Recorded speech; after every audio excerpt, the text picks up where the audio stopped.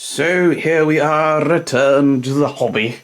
I love that I've called this series Dragoonster16. I don't actually have any Dragoons. I've got some chasseurs à cheval, but I think they're very much. I think they're light cavalry. I don't think they're Dragoons. I think they're their own thing. So here's what we've got now. You will notice that there is a unit of British actually missing. I'll just not put them out. Here they are. I probably should put them out. But basically, I've been carrying things out to the garage in this so that I can spray them and then put them back in there, so I'm not like kind of carrying them in my hands, because that'd be a bit fiddly. And I'd probably drop loads of them and damage them, so I put them in that little tub. Makes it easy to transport. So all of the British that I'd assembled have now been primed in black. I was talking to one of my friends last week, and he was saying that he's priming them in red, which probably makes a lot of sense if you've got red primer for these guys, because they're going to be predominantly red. I mean, even the Hanoverians are. Let's have a look. So this is the box for the Waterloo British. Still haven't put those together, but red coats. And the Hanoverians, who were very much attached to the British Army.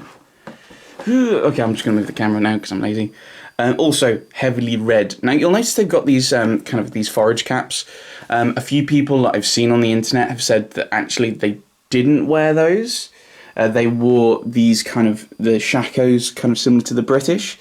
But personally, I think that's actually really useful to have these be kind of separate and kind of more distinguished, or easier to distinguish by having different headgear. So that you can look and go, oh, that's a Hanoverian unit. So this week I've been priming, and then I assembled these guys, this unit of Hanoverian line. And then with some spare guys that I got from putting the command in, I actually had 8 guys. So I've used these guys and I've stuck them onto separate bases, and they're going to be Hanoverian Jaegers. They're going to be some skirmishers for me. So I've managed to kind of scrounge an extra unit out from it. I've only got the one officer, so I'm going to have to kind of take these commanders out and think about what I'm going to do with those. I think I'm going to keep the Highland one separately, because I think I might use him as a Scots commander for a Scots kind of brigade involving maybe the Scots Greys. So the plan is to get some Dragoons at some point. The Scots Greys and the unit and some Highlanders. So I've got all of these guys. So all of these guys are pretty much ready. I think the next episode I'm gonna just set up the camera on this tripod, and then just paint, and then you get to see me doing some painting, because I bought 3 ceramic tiles to use as pallets potentially. I ordered 3 just in case some broke. Got them off eBay, and they cost me less than getting a proper ceramic pallet. So why not? Because I don't need like welds or whatever. Just that seems to be what I kind of need at the moment. The other option is to get a plastic one, but I think I very rarely hear good things about plastic pallets. Like they stain, so you can't see the colour as well. Whereas ceramic, you can just wipe. You can, after you've used it, you can clean off the paint. So yeah, I think we're pretty much on the way. I've just got these, basically, when it comes to assembly, it's just these 2 boxes now. But I think what I will probably do is just work on painting what I've primed. Then I will, and those fellows, of course. Then if I get tired of that, or burned out from that, well, probably not burned out, but if I get tired of that a little bit, I can prime these guys and prime the Jaegers and have a little bit of a break, but still be working towards finishing. And then I can start sticking these guys together. So I think I've got some flexibility in kind of what I'm doing forward. As I said, I've kind of already planned what I'm going to do going forward. I've also got these guys to assemble, of course. Oh dear, his I should not leave him like that, should I? Because his oh dear. The sword keeps bending slightly, and I should be looking through the camera. I'm pointing at the viewfinder with the viewer, which you can't really see. This doesn't have a viewfinder. I know some sometimes do, but so I'll have to work through these at some point, working out what I'm doing with them. The other thing I'm kind of wondering about is, I was thinking about having these circular bases for the commanders, but then you've got him very much on his own on a base, and that just seems a bit wonky. But I'm not sure what else to do. I will also need a base for the... That was a bit quick, sorry. I also need a base for that. I think I might get it when I get bases for the cavalry for the French. And then I have to think about what I'm going to get the French. I've got these guys, and I already have a Polish Vistula Legion box that I got for cheap off Amazon, not Amazon, eBay. Pardon me, that one. So I'll be working on that. I also need to, I keep umming and ahhing about what to do with, after I've done the British and the French. The one option is to just alternate and do British, French, British, French, British, French. One option is to get some other armies, and then you, after you've got like this starting setup, you then pick the one that you spent the least on. So I'm wondering about doing that, and then you raise the question of which army do you go with? Do you go with... I'm partly thinking Prussians, because they kind of allied with both. Then there's the option of you do kind of a starter for each of the 5 kind of major powers, so that I would say Britain, France, Austria, Russia, Prussia, potentially. Because a lot of them, the minor, inverted commas, powers, would be attached to that in some aspect. So those are a few different ideas.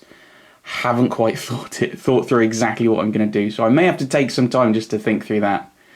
One idea I had was to look through YouTube viewers by geography and be like, ooh, these people, like, oh yeah, these are the people who kind of really watch me. These are the countries, let's represent them. So there's America, so that would probably be the Royal Americans, the 60th Royal Americans being one of these British ones. Then you've got the UK, so that's the British Army. Then you've got Mexico, which should be Spain, which was Spanish at the time, so that would be how that would be represented.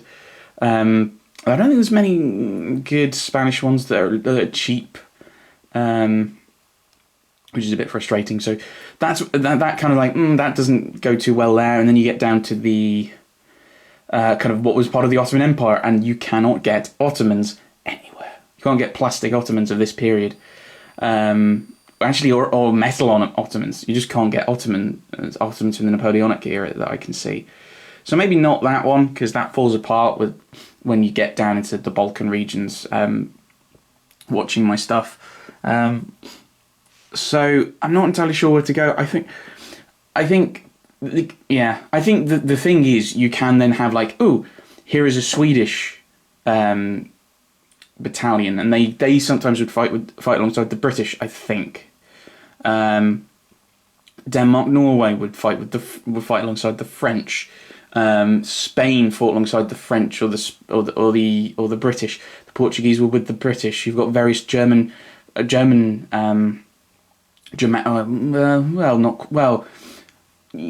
Bavaria, Württemberg. Trying to think of all the different places, and I can't. They would fight alongside Prussia, or they'd fight with France. So there's a lot of different possible kind of combinations you can get from those places, and have them be, this is the Prussian pick. They're going to get some allies. You've got Hanover, you've got Nassau, and you've got the Netherlands. So Dutch Belgium.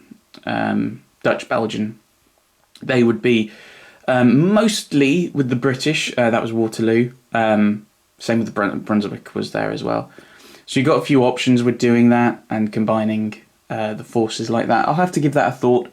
It would mean I'd be doing more variety than just Britain, France. Although a lot of guys would end up just looking fairly like, kind of like, basically like one of these lines. But they would look slightly different. And there'd be more variety in the uniforms. Although I think some people had different uniforms anyway. Like, I think there was one, was it in here? It was one of the Osprey books, and they wore white. And it was one of the British, and they wore white. Let's see if I can find that picture. So there's a West India regiment there represented. Highlanders. No, maybe it's this other one. It was this book of the Wellington's Infantry. Red. Yellow for the drummer. I don't know if that's the regiment or him. Great coat. Ah, here we go. Here's a white. The Argyllshire Highlander Regiment. So I don't know why he's wearing white. So admittedly, there's some flexibility in what you do. Oh, here's another one. Light Infantry of the Northamptonshire. I don't know why they wore white. But I know like the Jaegers will be green. So there's a bit of variety, and then the artillery engineers will be wearing a dark blue. And then you've got these guys who will be predominantly red. Oh, that reminds me. So my friend was going with red spray. It was ages ago.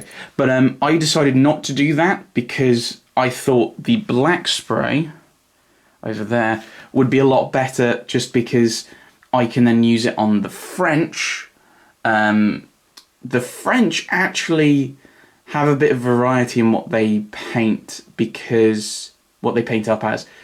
Because they're wearing their greatcoats, they're not wearing the kind of traditional blue uniform. The cavalry, I don't know what they are dressed in. So yeah, red would work for these guys, and that's it. It wouldn't work for the Jaegers, it wouldn't work for the artillery, and it wouldn't work really for the French. So I decided to go with black for that. So admittedly, there are some variety of colours here, and there might be some variety of colours if I get some groups with the French.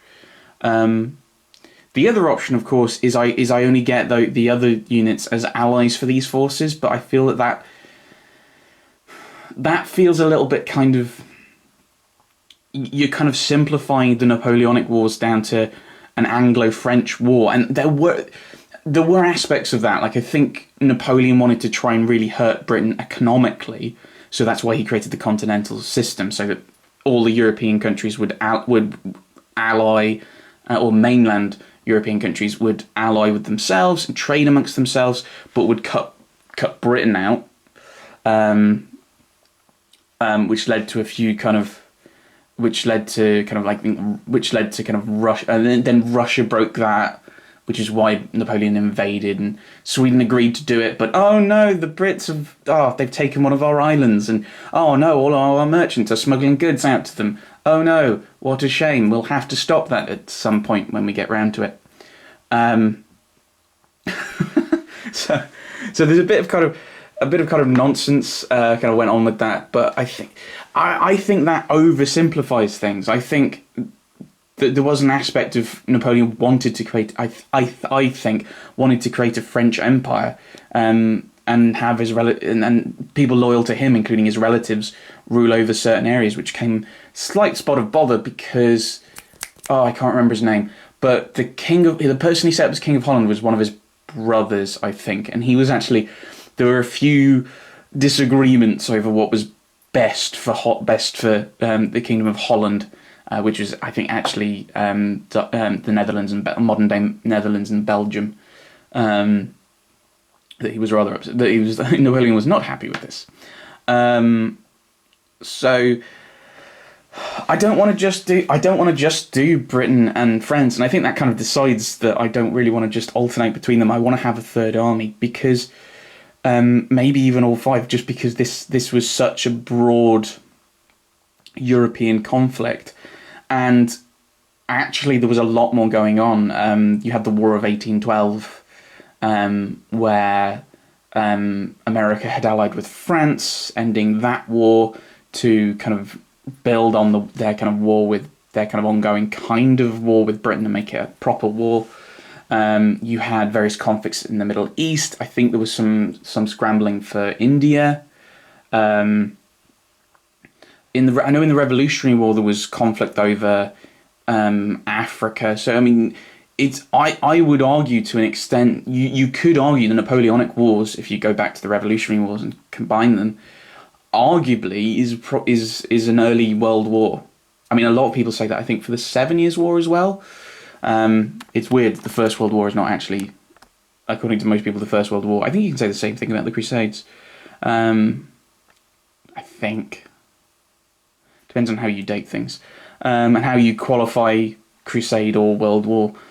So I don't want to just do, as I said, I don't want to just do Britain and France. I could have a look and see if there's actually like an American force, and then you can do like a bit of War of 1812 stuff as well. But most of the American units from kind of the Black Powder range are normally American War of Independence and not War of 1812. And I would assume the uniform would probably be a bit more codified, but I might be wrong. So, yeah, I've still got to work out what exactly I'm doing. I've no idea.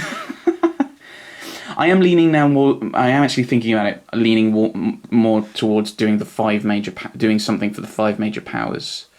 And then once I've got like a start for each of the 5, I then go with the one that I've spent the least on, so that they're kind of like financially building up.